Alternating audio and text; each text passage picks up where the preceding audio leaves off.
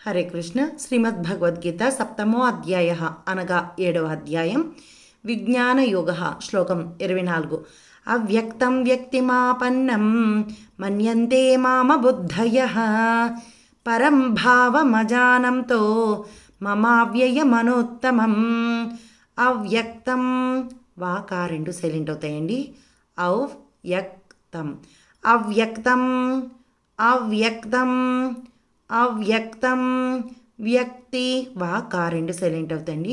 వ్యక్తి కా సైలెంటే తాకికారం. వ్యక్తి మాపన్నం నా సైలెంట్ అయిందండి ఇక్కడ.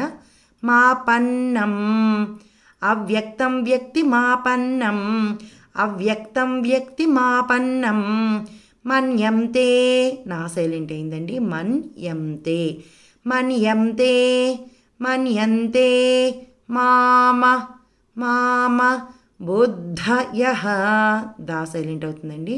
బుద్ధయః ఇది మహాప్రాణమం ధా అండి. బుద్ధయః మన్యంతే మామ బుద్ధయః మన్యంతే మామ బుద్ధయః పరం భావ పరం భావ మజానంతో మజానంతో పరం భావమజానంతో పరం భావమజానంతో మమావ్యయ వా సైలెంట్ అవుతుందండి. మమావ్యయ మమావ్యయ మనుత్తమం తా సైలెంట్ అయిందండి.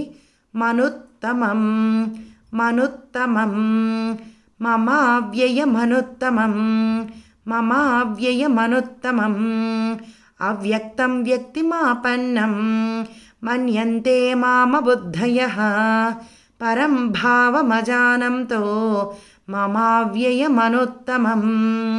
హరే కృష్ణ.